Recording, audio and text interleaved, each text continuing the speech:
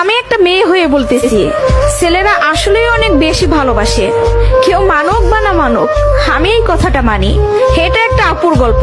আপু আমাকে বলছিল, আমি যখন ইন্টার ফার্স্ট ইয়ারে পড়ি, একটা ছেলে আমার পিছনে সব সময় ঘুরঘুর করতো। আমি যেখানেই যেতাম ও ঠিক আমার পিছনেই থাকতো। আমরা একই মহল্লাতে থাকতাম। সেই ছোটবেলা থেকে আমি ওকে দেখতেছি। একটু জেদি, তবে কোনো মিথ্যা নেই ওর ভিতরে। ফলচাতুরি এসব কিছুই বুঝে না, আর অনেক চাপা স্বভাবের একজন মানুষ। কষ্ট হলেও মুখ থেকে কোনো কথা বের করে না। ওই যে একটা কথা আছে না, বুক ফাটে তো মুখ ফোটে না। এমনকি আমি যখন ওকে দাঁড় করাই বলতাম, কিছু বলবেন, ও বলতো না কিছু না। একদিন আমিও ওকে প্রপোজ করলাম আর বললাম, আপনাকে দিয়ে কিছু হবে না, আমি সারাটা জীবন আপনার সাথে থাকতে চাই, আপনার বউ হতে চাই আমি। কখনো দূরে সরাই দিবেন না তো?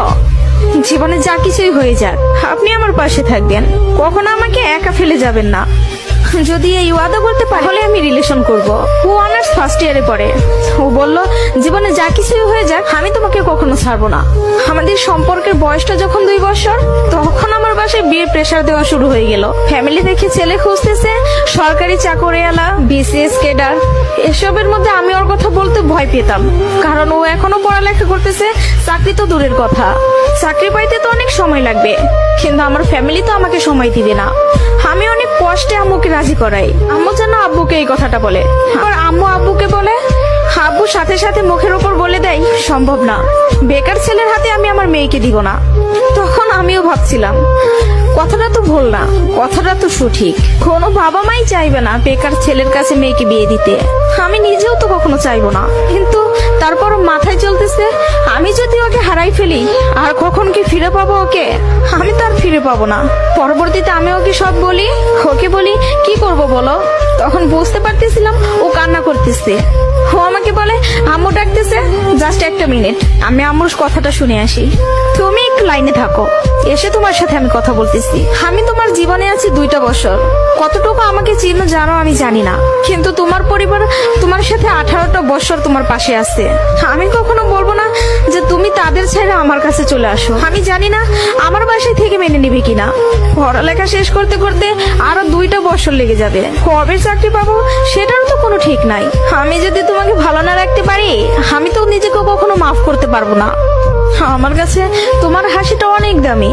তোমার যেটা ভালো মনে হবে তুমি সেটাই করো। তুমি যা বলবো আমি সেটাতেই রাজি। এসব কথা শোনার পরে, আর যাই হোক, একটা মেয়ে তার ভালোবাসার মানুষকে কখনো ছেড়ে যাইতে পারে না। আমি তখন একটা জিনিসই ভাবতেছিলাম, জীবনটা তো ছোট, আর আমি আমার এই ভালোবাসার মানুষটাকে হারাই ফেললে আমি নিজেই সারা জীবন আফসোস করব। এরকম কোন ছেলে আর আমাকে ভালোবাসতে পারবে না, আমি ওকে ছাড়তে পারবো না। আমি বাসায় আবারও বুঝাই, তারা বুঝে না। তারপর আমি বাসা থেকে বের হয়ে যাই। বাসা থেকে বের হয়ে ওকে ফোন দেই আর বলি, আমাকে নিয়ে যাও।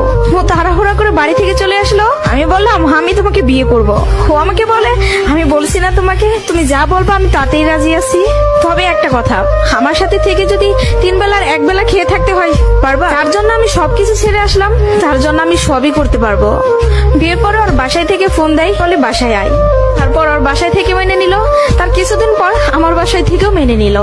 ভালোবাসার জায়গা থেকে যদি বলি, প্রিয় মানুষটাকে নিজের করে পাওয়ার মধ্যে অন্যরকম একটা সুখ কাজ করে, যে সুখটা কখনোই টাকা দিয়ে কেনা যাবে না। আর যদি বলি প্রিয় মানুষটার কথা, আমি ভুল মানুষকে ভালোবাসি নাই, আমার মানুষটা সঠিক ছিল। সেই মানুষটা আমাকে বিন্দু পরিমাণে কষ্ট দেয় নাই। আমি সবসময় একটা কথা বলি, ভালোবাসা সুন্দর যদি মানুষটা সঠিক হয়। প্রিয় মানুষটা যখন নিজের হয়ে যায়, তখন এতটা শান্তি অনুভব হয়, তা হয়তো বলে বোঝানো যাবে না। সুখে থাকতে, ভালো থাকতে টাকা পয়সার আমূল প্রয়োজন পড়ে না, যদি ভালোবাসার মানুষটা পাশে থাকে। কাউকে ধরলে হাতটা শক্ত। ডিয়ার বেস্ট ফ্রেন্ড, জীবনে চলেছি বহু মানুষের সাথে, বন্ধু পেয়েছি অনেক, কিন্তু তোর মতো বন্ধু পাওয়া হয়তো জীবনে দ্বিতীয়বার সম্ভব নয়। তাই তো তোকে পেয়ে নিজেকে ধন্য মনে হয়। তুই আমার বন্ধু নামের ভাই, যাকে বিপদে সবসময় সবার আগে পাশে পাই।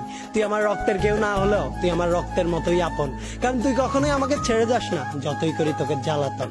নিজের পরিবারের পর যেই মানুষটার কাছে সবচাইতে বেশি ভরসা পাই, সেই মানুষটা আর কেউ নয়, শুধুই তুই। অন্ধকারে যখন নিজের ছায়াটাও ছেড়ে চলে যায়, তখনই হাত বাড়ালেই তোকে পাশে পাই। আমার সুখের সময় তুই থাকিস বা না থাকিস, আমার দুঃখের সময় ঠিকই সবার আগে তুই পাশে দাঁড়াস। আমার কোনো ভুল হলে অনেকে আমাকে ছেড়ে যায়, কিন্তু তুই সেই মানুষটা যে আমি হাজারো ভুল করার পরেও আমাকে ছেড়ে না গিয়ে আমার ভুলটা শুধরে দিস আর আমাকে আগলে রাখিস। তুই আমার জীবনের ডায়েরি, যার সাথে আমি আমার সুখ দুঃখ সবকিছু শেয়ার করতে পারি। তুই আমার এক অন্যরকম শক্তি, যে পাশে থাকলে আমি করি না কোনো ভয়। যত বাধাই আসুক না কেন, আমি করতে পারি সব জয়। তোকে ভালোবাসি অনেক, করি সবসময় হারানোর ভয়, কারণ তোর মতো বেস্ট ফ্রেন্ড পাওয়া হয়তো আর কখনো সম্ভব নয়। তাই তোকে শুধু এটুকুই বলতে চাই, তুই সবসময় এই মন জুড়ে আছিস। কাছে কিংবা দূরে যেখানেই থাকিস, আমাদের বন্ধুত্বটা সবসময় বাঁচিয়ে রাখিস।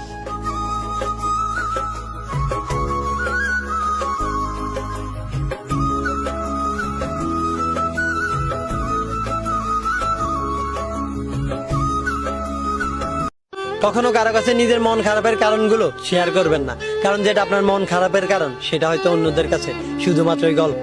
কখনোই নিজের দুর্বলতা প্রকাশ করা উচিত নয়, কারণ এই শহরে কি আপনাকে সফল হতে সাহায্য তো করবেই না, উল্টা আপনার দুর্বলতা নিয়ে হাসি তামাশা করতে দ্বিধাবোধ করবে না। বন্ধু সবাইকে বানিও না, কারণ সবাই বন্ধুত্বের মূল্য দিতে জানে না। আপনার সাথে সবসময় হাসি খুশি ভাবে চললেই বা মুখে ভালোবাসি বন্ধু কথাটি বললেই সবাইকে বন্ধুত্বের জায়গাটি দিবেন না, কারণ আপনার চারপাশে এমন কিছু বন্ধু নামের বেঈমান আছে, যারা নিজের স্বার্থের জন্য আপনাকে ব্যবহার করতেছে। একটু বিপদে পড়লেই এই বেঈমানগুলোর আসল রূপ আপনার সামনে বেশি উঠবে।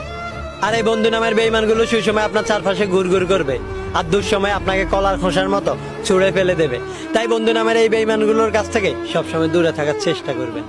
জীবনে কখনো হতাশ হবেন না, আমাদের জীবনটা একটা গেম, এখানে হার জিত থাকবেই। সবসময় যে জিততে হবে এমন কোনো কথা নেই, কিছু কিছু সময় হারেরও প্রয়োজন আছে, কারণ হারের মাধ্যমে আমাদের জেতার তৃষ্ণা দ্বিগুণ হয়ে যায়।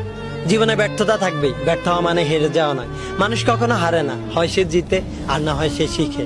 তাই নিজের ব্যর্থতার গল্পগুলো থেকে ভুলগুলোকে শুধরে নিয়ে সামনে এগিয়ে চলুন, দেখবেন সফলতা খুব সন্নিকটে। এগিয়ে চলো পাশে আছি, এগিয়ে চলো পাশে আছি, এই কথাটা বলার মতো লোক আপনার আশেপাশে হাজারো দেখতে পাবেন, কিন্তু পাশে থেকে হাত ধরে এগিয়ে নেওয়ার মতো লোক একটাও পাবেন না। তাই কখনো কারো উপর নির্ভরশীল হবেন না, নিজের লক্ষ্য নির্ধারণ করুন আর সেই লক্ষ্য অনুযায়ী কাজ করতে থাকেন, দেখবেন একদিন না একদিন নিজের লক্ষ্যে ঠিকই পৌঁছাতে পারবেন। সেই মানুষগুলোকে কখনোই ভুলে যাবেন না, যে মানুষগুলো বিপদের সময় আপনার পাশে থাকে, কারণ এই জগতে সুসময় সবাই আপন হয়, কিন্তু দুঃসময় হাই হাই কেউ কারো নয়। দেখবেন পায়ের তলার মাটি শক্ত থাকলে কাঁধে হাত রাখার মতো লোকের অভাব নেই, কিন্তু পায়ের তলার মাটি নরম থাকলে শক্ত করে দেওয়ার মতো কেউ নেই।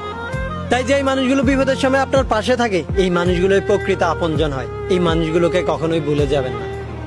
জীবনে যদি ভালো থাকতে চান, তাহলে একাকিত্বকে আপন করে নিন, কারণ নির্মম হলো এটাই সত্যি যে আমাদের যত আপন মানুষই থাকুক না কেন, দিন শেষে একরাশে একাকিত্ব আমাদেরকে গ্রাস করে ফেলে। দিন শেষে আমরা অনেকটা একা হয়ে যাই। তাই একাকিত্বকে আপন করে নিন, দেখবেন অনেক ভালো থাকবেন। কাউকে নিজের চাইতে বেশি ভালোবাসবেন না, কারণ এই পৃথিবীতে সবাই সত্যিকারের ভালোবাসার মূল্য দিতে জানে না। কাউকে আপন ভেবে নিজের চাইতে বেশি বিশ্বাস করবেন না, কারণ বিশ্বাসঘাতকগুলো সবসময় আপনই হয়। কাউকে নিজের চাইতে বেশি ভালোবাসার আগে হাজারবার ভেবে দেখবেন, কারণ এই পৃথিবীতে কেউ আপনার ভালোবাসার মূল্য দেবে না, কেউ আপনাকে আপনার মতো করে বোঝার চেষ্টা করবে না, সবাই আপনার আবেগ আর ভালোবাসা নিয়ে খেলবে।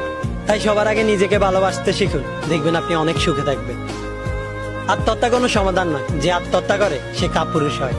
জীবন সৃষ্টিকর্তা দেওয়া সবচাইতে সেরা গিফট। কার জন্য নিজের জীবন দিয়ে দেওয়া মানুষগুলো বড্ড বোকা হয়, কারণ জীবনের প্রতিটি ক্ষেত্রে আমাদেরকে মায়ায় জড়াতে হয়, আর সেই মায়া থেকে আমাদের একটা মোহের সৃষ্টি হয়। আর যে এই মায়ার মোহ থেকে নিজেকে বের করে এনে সামনে এগিয়ে যেতে পারে, একমাত্র সে জীবনে জয়ী হতে পারে। সময় ও স্রোত যেমন কারোর জন্য অপেক্ষা করে না, ঠিক তেমনি জীবনও কারোর জন্য থেমে থাকবে না। তাই কারোর জন্য নিজের জীবন দিয়ে দেওয়ার চাইতে জীবনটাকে হেসে খেলে কাটিয়ে দেওয়া উচিত। তাই আমাদের উচিত আত্মহত্যাকে না বলা। কান্না করা যাবে না, কারণ কান্না ছেলেদেরকে মানায় না। ঠিক বুঝ হওয়ার পর থেকে ছেলেদেরকে এই একটা কথাই ভালোভাবে শিখিয়ে দেওয়া হয়, আর এই কথাটা শিখিয়ে দেওয়া সমাজটা এবং সমাজের মানুষগুলো ভুলেই যায় যে ছেলেদেরও একটা মন আছে, তাদেরও মন খারাপ হয়। যেই সমাজ ছেলেদেরকে কান্না লুকিয়ে পাথর হতে শেখায়, সেই সমাজটাই ছেলেদের মধ্যে কোমলতা খুঁজে বেড়ায়। আর একটু এদিক সেদিক হলেই ছেলেদেরকে রাগী বদমেজাজি আর পাষাণ উপাধি দিয়ে দেয়। সত্যিই কি ছেলেরা পাষাণ, নাকি তাদের পাষাণ বানানো হয়? সত্যি বলতে ছেলেরা পাষাণ নয়, কষ্ট তাদেরও হয়। হয়তো সমাজের ভয়ে কান্নাটা নিজের মধ্যে লুকায়িত রয়, কিন্তু বুকের ভেতর অসম্ভব রক্তক্ষরণ হয়। ছেলেদেরকে বোঝা এত সহজ নয়, মনের মধ্যে হাজারো কষ্ট থাকলেও সবার সাথে হাসি মুখে চলতে হয়। মাঝে মাঝে মনে হয় ছেলে হয়ে জন্ম নেওয়াটাই সবচাইতে বড় পাপ, কারণ সমাজ তো দূরে থাক, ইনকাম করতে না পারলে ছেলেটা পরিবারের কাছেই হয়ে যায় বাড়তি একটা চাপ। হোক পরিবার কিংবা সমাজ, ছেলেটা প্রতিষ্ঠিত হতে না পারলে তাকে স্বীকৃতি দিতে সবাই নারাজ। ছেলে হয়ে জন্ম নিয়েছি, পারি না প্রাণ খুলে কাঁদতে, কত কষ্ট বুকের ভেতর চাপা দিয়ে দিয়েছি হাসতে হাসতে। হ্যাঁ, এভাবে একদিন হাজারো কষ্ট বুকে চাপা দিয়ে হাসতে হাসতে চলে যাব এই দুনিয়া ছেড়ে।